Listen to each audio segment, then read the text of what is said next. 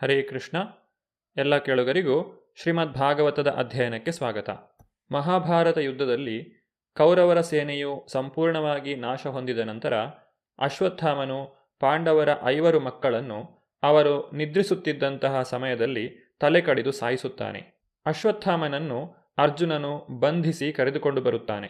ಅಶ್ವತ್ಥಾಮನಿಗೆ ಸೂಕ್ತವಾದಂತಹ ಶಿಕ್ಷೆಯನ್ನು ನೀಡುವ ಕಾರಣಕ್ಕಾಗಿ ಆತನನ್ನು ದ್ರೌಪದಿಯ ಮುಂದೆ ತಂದು ನಿಲ್ಲಿಸಲಾಗುತ್ತದೆ. ಆಗ ದ್ರೌಪದಿಯು ಮೃಗದಂತೆ ಹಗ್ಗಗಳಿಂದ ಬಂಧಿತನಾಗಿದ್ದ ಅಶ್ವತ್ಥಾಮನನ್ನು ಕಂಡಳು. ಅತ್ಯಂತ ಅಪಮಾನಕರವಾದಂತಹ ಕೊಲೆಯನ್ನು ಮಾಡಿದುದಕ್ಕಾಗಿ ಅಶ್ವತ್ಥಾಮನು ಮೌನವಾಗಿದ್ದನು. ಸದಾಚಾರ ಸಂಪನ್ನಳಾಗಿದ್ದ ದ್ರೌಪದಿಯು ಸ್ತ್ರೀ ಸಹಜವಾಗಿ ಹಾಗೂ ಸ್ವಾಭಾವಿಕವಾಗಿ ಬ್ರಾಹ್ಮಣನಾದ ಅವನಿಗೆ ಉಚಿತ ಗೌರವವನ್ನು ತೋರಿದಳು.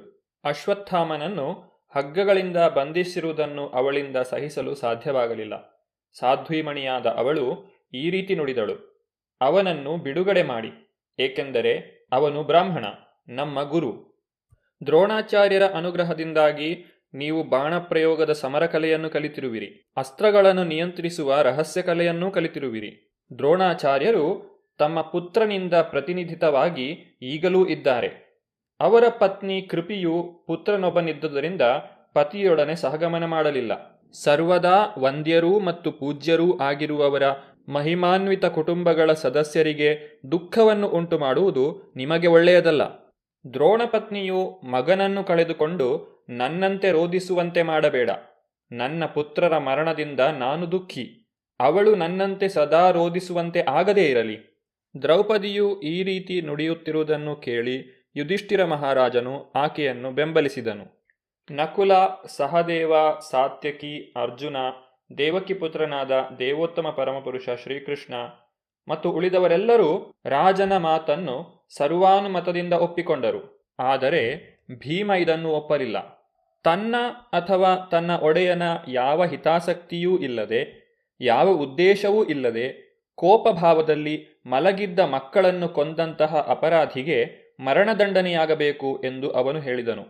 ಭೀಮ ಮತ್ತು ದ್ರೌಪದಿ ಈ ಇಬ್ಬರ ಮಾತುಗಳನ್ನು ಕೇಳಿಸಿಕೊಂಡ ನಂತರ ದೇವೋತ್ತಮ ಪರಮಪುರುಷನಾದ ಶ್ರೀಕೃಷ್ಣನು ಅರ್ಜುನನನ್ನು ಉದ್ದೇಶಿಸಿ ಈ ರೀತಿಯಾಗಿ ನುಡಿದನು: ಬ್ರಾಹ್ಮಣ ಮಿತ್ರನನ್ನು ಕೊಲ್ಲಬಾರದು, ಆದರೆ ಅವನು ಆಕ್ರಮಣಕಾರನಾದಲ್ಲಿ ಕೊಲ್ಲಲೇಬೇಕು. ಇವೆಲ್ಲವೂ ಧರ್ಮಗ್ರಂಥಗಳಲ್ಲಿವೆ. ನೀನು ಅದರಂತೆ ವರ್ತಿಸಬೇಕು. ನೀನು ನಿನ್ನ ಪತ್ನಿಗಿತ್ತ ವಚನವನ್ನೂ ಪಾಲಿಸಬೇಕು. ಅಂತೆಯೇ ಭೀಮಸೇನ ಮತ್ತು ನನಗೆ ತೃಪ್ತಿಯಾಗುವಂತೆ ಕೂಡ ನಡೆದುಕೊಳ್ಳಬೇಕು. ಭಗವಾನ್ ಶ್ರೀಕೃಷ್ಣನ ದ್ವಂದ್ವಾರ್ಥದ ಆದೇಶದ ಉದ್ದೇಶವನ್ನು ಅರ್ಜುನನು ಅರಿತುಕೊಂಡನು. ತನ್ಮೂಲಕ ಅವನು ತನ್ನ ಖಡ್ಗದಿಂದ ಅಶ್ವತ್ಥಾಮನ ತಲೆಯಿಂದ ಕೇಶ ಸಹಿತ ಶಿರೋಮಣಿಯನ್ನು ಛೇದಿಸಿದನು. ಮಕ್ಕಳನ್ನು ಕೊಲೆ ಮಾಡಿದ ಕಾರಣದಿಂದಾಗಿ ಅಶ್ವತ್ಥಾಮನು ಈಗಾಗಲೇ ತನ್ನ ದೇಹಕಾಂತಿಯನ್ನು ಕಳೆದುಕೊಂಡಿದ್ದನು. ಈಗ ಶಿರೋಮಣಿಯನ್ನೂ ಕಳೆದುಕೊಂಡು ಮತ್ತಷ್ಟು ದುರ್ಬಲನಾದನು. ಹೀಗೆ ಅವನನ್ನು ಬಂಧಮುಕ್ತಗೊಳಿಸಿ ಶಿಬಿರದಿಂದ ಹೊರದೂಡಲಾಯಿತು. ಅನಂತರ ಶೋಕತಪ್ತರಾದ ಪಾಂಡವ ಪುತ್ರರು ಮತ್ತು ದ್ರೌಪದಿ ತಮ್ಮ ಬಂಧುಗಳ ಕಳೇಬರಗಳಿಗೆ ಅಂತ್ಯ ಸಂಸ್ಕಾರವನ್ನು ಯಥೋಚಿತವಾಗಿ ನಡೆಸಿದರು. ಗತಿಸಿದ ಬಂಧು ಬಾಂಧವರ ತೃಪ್ತಿಗಾಗಿ ಅವರಿಗೆ ಜಲತರ್ಪಣವನ್ನು ನೀಡಿದರು. ಅವರಿಗೆ ಗಂಗಾಜಲವನ್ನು ತರ್ಪಣವಾಗಿ ಅರ್ಪಿಸಿ ಭಗವಂತನ ಪಾದಕಮಲದ ಧೂಳಿನಿಂದ ಪವಿತ್ರವಾದ ಗಂಗೆಯಲ್ಲಿ ಸ್ನಾನ ಮಾಡಿದರು. ಕುರುವಂಶದ ರಾಜನಾದ ಮಹಾರಾಜ ಯುಧಿಷ್ಠಿರನು ಶೋಕಭರಿತರಾದ ತನ್ನ ತಮ್ಮಂದಿರು ಧೃತರಾಷ್ಟ್ರ, ಗಾಂಧಾರಿ, ಕುಂತಿ ಮತ್ತು ದ್ರೌಪದಿಯರೊಂದಿಗೆ ತಾನೂ ಕೂಡ ಶೋಕಾಕುಲಿತನಾಗಿ ಕುಳಿತಿದ್ದನು. ಭಗವಾನ್ ಶ್ರೀಕೃಷ್ಣನೂ ಸಹ ಅವನೊಂದಿಗಿದ್ದನು. ಸರ್ವಶಕ್ತನಾದ ಭಗವಂತನ ನಿಯಮಗಳು ಮತ್ತು ಜೀವಿಗಳ ಮೇಲೆ ಅವುಗಳ ಪರಿಣಾಮವನ್ನು ಉದಾಹರಿಸುತ್ತಾ ಭಗವಾನ್ ಶ್ರೀಕೃಷ್ಣನು ಮತ್ತು ಮುನಿಗಳು ಆಘಾತ ಮತ್ತು ಬಾಧೆಗೊಳಗಾದವರನ್ನು ಸಮಾಧಾನಗೊಳಿಸಲು ತೊಡಗಿದರು. ಅಜಾತಶತ್ರುವಾದ ಯುಧಿಷ್ಠಿರನ ರಾಜ್ಯವನ್ನು ಉಪಾಯಗಾರನಾದ ದುರ್ಯೋಧನ ಮತ್ತು ಅವನ ಕಡೆಯವರು ಮೋಸದಿಂದ ಕಸಿದುಕೊಂಡರು. ಭಗವಂತನ ದಯೆಯಿಂದ ಕಳೆದು ಹೋದ ರಾಜ್ಯ ಮತ್ತೆ ಲಭಿಸಿತು. ದುರ್ಯೋಧನನಿಗೆ ಸಹಾಯ ಹಸ್ತ ನೀಡಿದ ನೀತಿಭ್ರಷ್ಟ ರಾಜರುಗಳು ಭಗವಂತನಿಂದ ಹತರಾದರು. ರಾಣಿಯಾದ ದ್ರೌಪದಿಯ ಶ್ರೀಮುಡಿಯನ್ನು ಬಿಚ್ಚಿದ್ದರ ಪರಿಣಾಮವಾಗಿ ಉಳಿದವರು ಕೂಡ ತಮ್ಮ ಸಾವನ್ನು ತಾವೇ ಬೇಗನೆ ಬರಮಾಡಿಕೊಂಡರು. ಕಲಿಯುಗದ ಆರಂಭಕ್ಕೆ ಮುಂಚಿನ ಉಚ್ಛ್ರಾಯದ ಕಾಲದಲ್ಲಿ ಬ್ರಾಹ್ಮಣರು, ಗೋವುಗಳು, ಸ್ತ್ರೀಯರು, ಮಕ್ಕಳು ಮತ್ತು ವೃದ್ಧರು ಯೋಗ್ಯ ರಕ್ಷಣೆಗೆ ಒಳಪಟ್ಟಿದ್ದರು. ಬ್ರಾಹ್ಮಣರಿಗೆ ಒದಗಿದ ರಕ್ಷಣೆಯಿಂದಾಗಿ ಪಾರಮಾರ್ಥಿಕ ಬದುಕಿನ ಸಿದ್ಧಿಗೆ ಅತ್ಯಂತ ವೈಜ್ಞಾನಿಕ ಸಂಸ್ಕಾರವಾದ ವರ್ಣ ಮತ್ತು ಆಶ್ರಮಗಳ ವ್ಯವಸ್ಥೆಯನ್ನು ನಿರ್ವಹಿಸಲು ಸಾಧ್ಯವಾಗುತ್ತದೆ. ಗೋರಕ್ಷಣೆಯಿಂದಾಗಿ ಬದುಕಿನ ಉನ್ನತ ಧ್ಯೇಯಗಳನ್ನು ಅರಿಯಲು ಅಗತ್ಯವಾದ ಬುದ್ಧಿಮತ್ತೆಯ ಬೆಳವಣಿಗೆಗೆ ಮೂಲವಾದ ಮತ್ತು ಸೃಷ್ಟಿಯ ಅದ್ಭುತ ಆಹಾರ ರೂಪವಾದ ಹಾಲು ಒದಗುತ್ತದೆ. ಸ್ತ್ರೀ ರಕ್ಷಣೆ ಸಮಾಜದ ನೈರ್ಮಲ್ಯವನ್ನು ಕಾಪಾಡುತ್ತದೆ.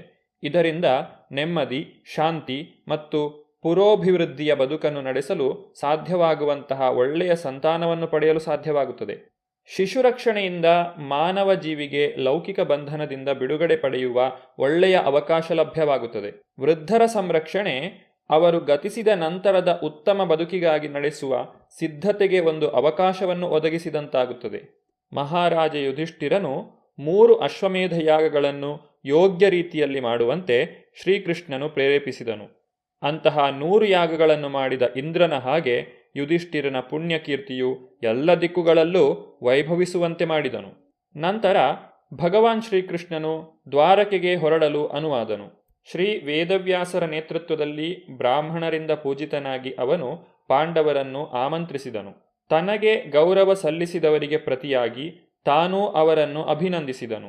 ಆಗ ದ್ವಾರಕೆಗೆ ಹೊರಡಲೆಂದು ಶ್ರೀಕೃಷ್ಣನು ರಥವನ್ನು ಏರುತ್ತಿದ್ದಂತೆಯೇ ತನ್ನ ಬಳಿಗೆ ಭಯಭೀತಳಾಗಿ ಓಡಿ ಬರುತ್ತಿದ್ದ ಉತ್ತರೆಯನ್ನು ಕಂಡನು. ಪಾಹಿ ಪಾಹಿ ಮಹಾಯೋಗಿನ್ ದೇವ ದೇವ ಜಗತ್ಪತೆ ನಾಣ್ಯಂ ತ್ವದಭಯಂ ಪಶ್ಯೇ ಯತ್ರ ಮೃತ್ಯು ಪರಸ್ಪರಂ. ಭಗವಾನ್ ಶ್ರೀಕೃಷ್ಣನನ್ನು ಕುರಿತು ಉತ್ತರೆಯು ಈ ರೀತಿಯಾಗಿ ನುಡಿದಳು. ಹೇ ದೇವದೇವನೇ, ಜಗತ್ಪತಿಯೇ, ನೀನೊಬ್ಬ ಪರಮಯೋಗಿಯಾಗಿದ್ದೀಯೆ. ದಯವಿಟ್ಟು ನನ್ನನ್ನು ರಕ್ಷಿಸು. ದ್ವಂದ್ವಮಯವಾದ ಈ ಜಗತ್ತಿನಲ್ಲಿ ನಿನ್ನನ್ನು ಬಿಟ್ಟು ಬೇರೆ ಯಾರೂ ನನ್ನನ್ನು ಸಾವಿನ ದವಡೆಯಿಂದ ಪಾರು ಮಾಡಲಾರರು. ಉತ್ತರೆಯು ಅಭಿಮನ್ಯುವಿನ ಪತ್ನಿ.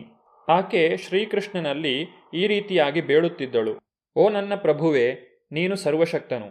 ಕೆಂಡದಂತಹ ಕಬ್ಬಿಣದ ಬಾಣವೊಂದು ನನ್ನೆಡೆಗೆ ವೇಗವಾಗಿ ಬರುತ್ತಿದೆ.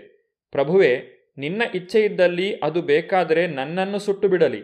ಆದರೆ ನನ್ನ ಗರ್ಭದಲ್ಲಿರುವ ಭ್ರೂಣವನ್ನು ಸುಡದಂತೆ ಮತ್ತು ಗರ್ಭಸ್ರಾವವಾಗದಂತೆ ತಡೆಯೊಡ್ಡಿ ಅನುಗ್ರಹಿಸು ದೇವಾ.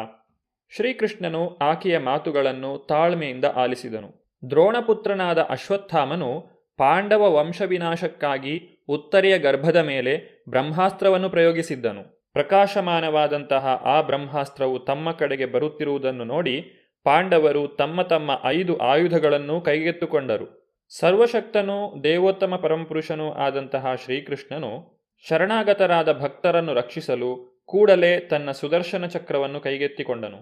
ಕುರುವಂಶದ ಸಂತಾನ ರಕ್ಷಣೆಗಾಗಿ ಉತ್ತರೆಯ ಗರ್ಭವನ್ನು ಆತನು ಆವರಿಸಿದನು.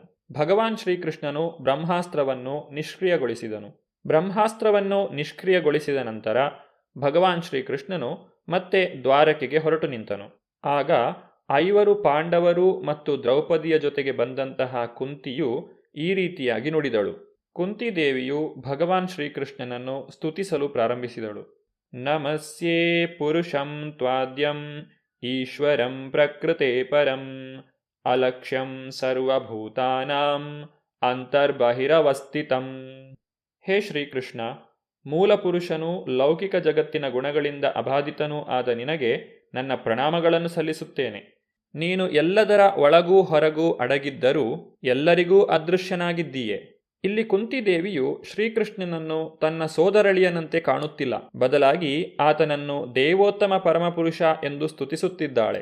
ವೇದಗಳಲ್ಲಿ ಭಗವಾನ್ ಶ್ರೀಕೃಷ್ಣನನ್ನು ಸಕಲ ಜೀವಿಗಳ ಪ್ರಧಾನ ಪುರುಷ ಎಂದು ವರ್ಣಿಸಲಾಗಿದೆ. ನಿತ್ಯೋ ನಿತ್ಯಾನಾಂ ಚೇತನಶ್ಚೇತನಾನಾಂ. ಪರಮಪುರುಷನಾದಂತಹ ಆತನು ಪ್ರತಿಯೊಂದು ಜೀವಿಯ ಒಳಗೂ ಹೊರಗೂ ಇದ್ದಾನೆ. ಕುಂತಿಯ ಮುಂದೆ ಆಕೆಯ ಸೋದರಳಿಯನಂತೆ ಕಾಣಿಸಿಕೊಂಡಿದ್ದರೂ ಅವನು ಅವಳ ಅಂತರ್ಯಾಮಿಯಾಗಿದ್ದನು. ಹಾಗೆಯೇ ಅವನು ಇತರರ ಒಳಗೂ ಇದ್ದಾನೆ. ಇದನ್ನು ಭಗವದ್ಗೀತೆಯು ಸ್ಪಷ್ಟಪಡಿಸುತ್ತದೆ. ಪ್ರತಿಯೊಂದು ಜೀವಿಯ ಒಳಗೂ ಹೊರಗೂ ಇದ್ದರೂ ಭಗವಂತನು ಅದೃಶ್ಯನಾಗಿಯೇ ಇರುತ್ತಾನೆ. ಸಾಮಾನ್ಯನ ಪಾಲಿಗೆ ಭಗವಂತ ಒಗಟಾಗಿಯೇ ಉಳಿದಿದ್ದಾನೆ. ತನ್ನ ಕಣ್ಣೆದುರಿಗೇ ಇದ್ದರೂ ಭಗವಾನ್ ಶ್ರೀಕೃಷ್ಣನು ಉತ್ತರೆಯ ಗರ್ಭವನ್ನು ಪ್ರವೇಶಿಸಿ ಭ್ರೂಣವನ್ನು ಅಶ್ವತ್ಥಾಮನ ಬ್ರಹ್ಮಾಸ್ತ್ರದಿಂದ ರಕ್ಷಿಸುವುದನ್ನು ಕಂಡಂತಹ ಕುಂತಿ ಇದನ್ನು ಸ್ವತಃ ಅರ್ಥ ಮಾಡಿಕೊಂಡಳು.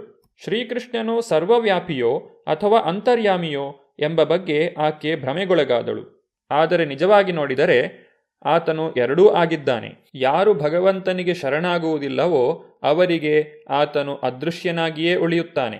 ಈ ಪ್ರತಿಬಂಧಿತ ತೆರೆಯನ್ನು ಭಗವಂತನ ಮಾಯಾಶಕ್ತಿ ಎಂದು ಗುರುತಿಸಲಾಗಿದೆ. ಈ ಮಾಯಾಶಕ್ತಿಯು ವ್ಯಕ್ತಿಯ ದೃಷ್ಟಿಯನ್ನು ಯಾವ ರೀತಿಯಾಗಿ ಆವರಿಸುತ್ತದೆ ಎಂಬುದನ್ನು ಕುಂತಿ ಮಹಾರಾಣಿಯು ಒಂದು ಉತ್ತಮ ಉದಾಹರಣೆಯೊಂದಿಗೆ ವಿವರಿಸುತ್ತಾಳೆ.